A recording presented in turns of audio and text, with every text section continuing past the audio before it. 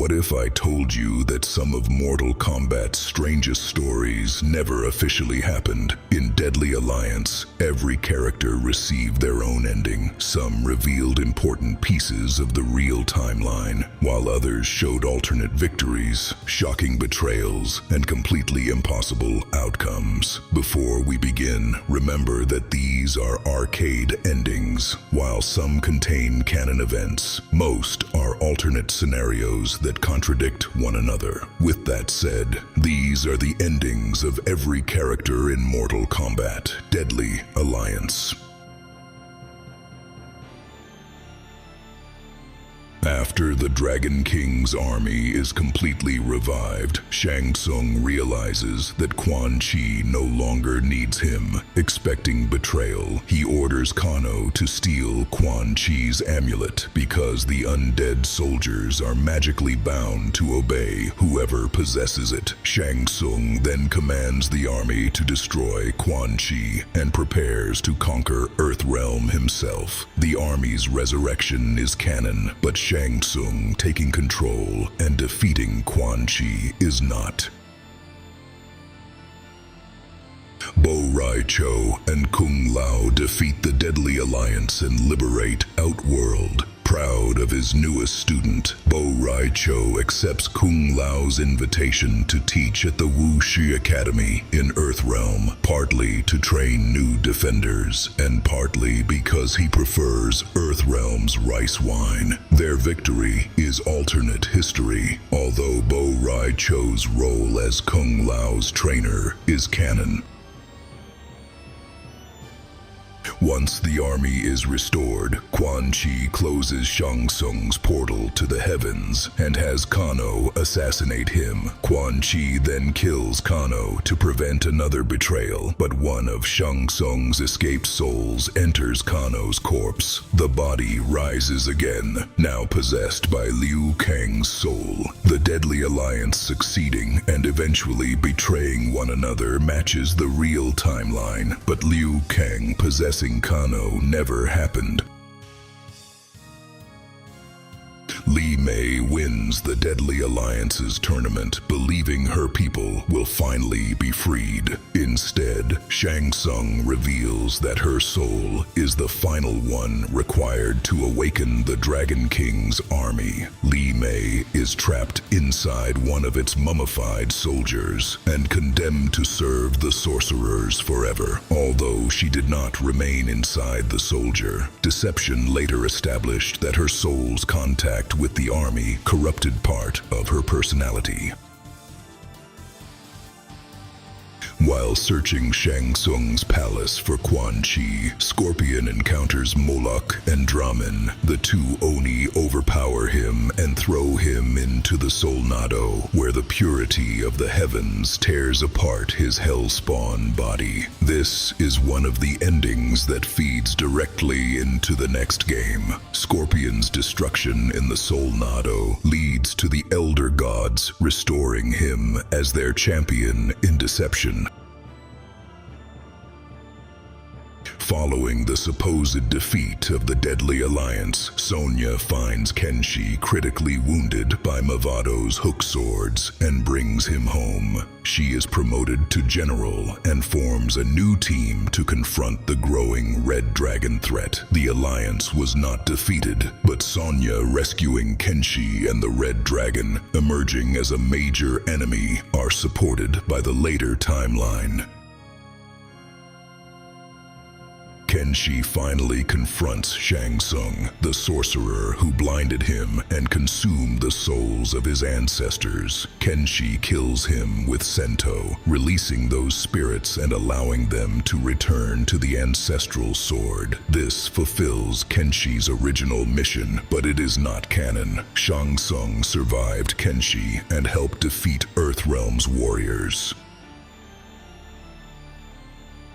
After After defeating Kenshi, Mavado is rewarded with the opportunity to fight Kano. He kills Kano, seemingly erasing the Black Dragon completely. Impressed by the Red Dragon, Quan Chi then warns Mavado that the Lin Kuei could become their next major enemy. Mavado defeating Kenshi is supported, but Kano survived and the Black Dragon was never permanently destroyed.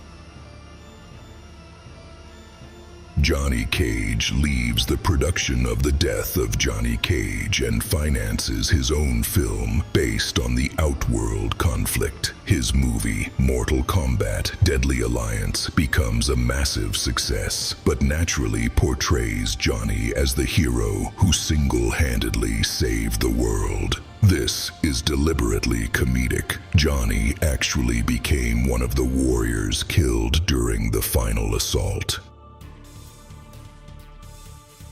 Sub-Zero defeats the Deadly Alliance and returns to the Lin Kuei temple carrying an injured Frost. Raiden later visits him and declares that with Sub-Zero serving as Grandmaster, Earthrealm will remain well protected. The victory is not canon, but Sub-Zero did survive, returned with Frost, and continued leading the Lin Kuei.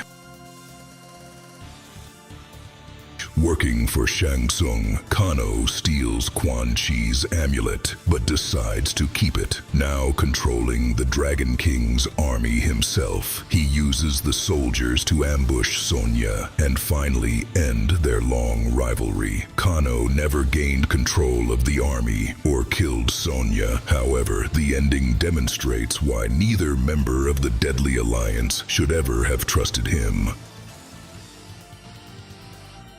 Fueled by grief over Liu Kang's murder, Kung Lao uses Bo Rai Cho's training to overwhelm Shang Tsung and refuses the sorcerer's plea for mercy. He returns home, honors Liu Kang at a memorial, and dedicates himself to rebuilding the White Lotus Society. Unfortunately, Kung Lao did not avenge Liu Kang. He was among the heroes defeated by the Deadly Alliance.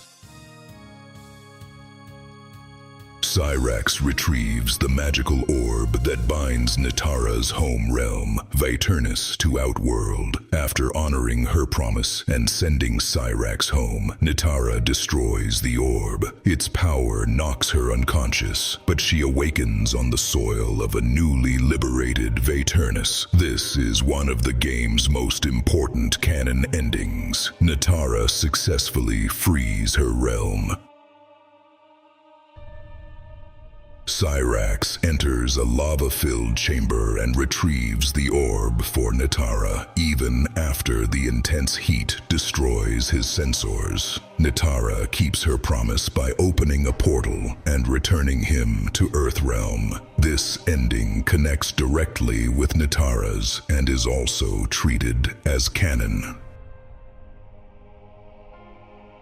Shang Tsung sends Drahmin and Moloch after Quan Chi, who had previously abandoned them in the Netherrealm. During the battle, Drahmin and Quan Chi tumble into the inner sanctum. Moments later, Drahmin emerges mysteriously altered. The ending never clearly explains the transformation, making it one of the game's strangest unresolved outcomes. Quan Chi's actual betrayal of the Oni is canon, but this specific result is not confirmed.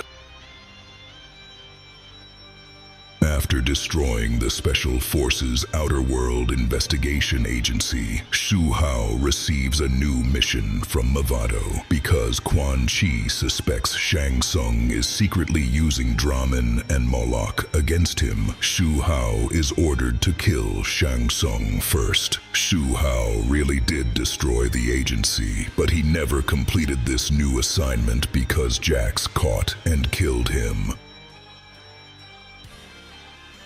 Frost betrays Sub-Zero and tears the dragon medallion from his chest, revealing that she joined the Lin Kuei because she wanted to become Grand Master. However, she lacks the discipline required to control its power and is consumed by her own freezing ability. The core of this ending is canon. Frost stole the medallion, lost control, and froze herself. Jax tracks down Hsu Hao, the Red Dragon infiltrator who destroyed the Outer World Investigation Agency with a miniature nuclear weapon. To avenge his fallen comrades, Jax rips the cybernetic heart implant from Hsu Hao's chest, killing him painfully. This confrontation is generally treated as Hsu Hao's canonical fate following Deadly Alliance.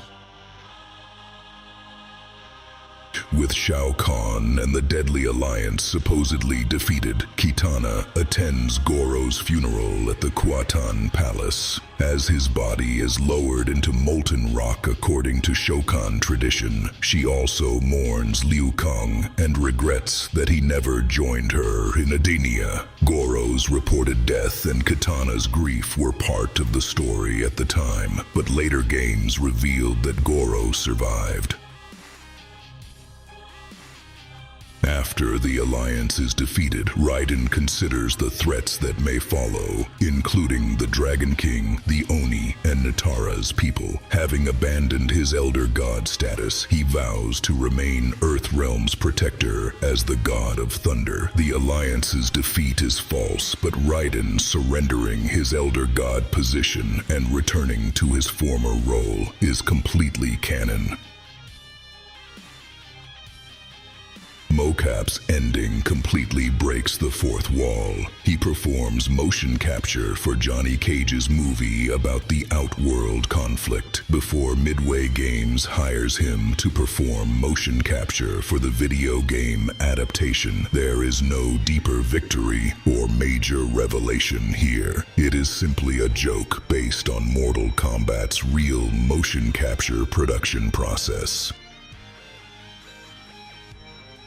Reptile follows Nitara and Cyrax to the Dragon Egg's chamber, but arrives after they have left. The egg hatches, releasing an energy that strikes and transforms him. Reptile becomes the vessel through which Onaga, the Dragon King, returns. This is fully canon and directly sets up the central villain of Mortal Kombat, Deception.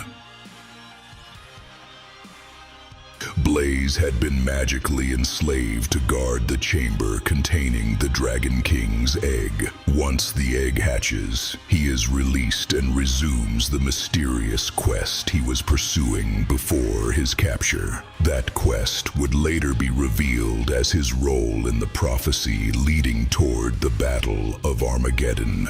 Those were the endings of every character in Mortal Kombat. Deadly Alliance. While many of these endings were alternate timelines, several laid the foundation for Mortal Kombat, Deception, and the events that followed. Which ending was your favorite, and which one do you think should have been canon?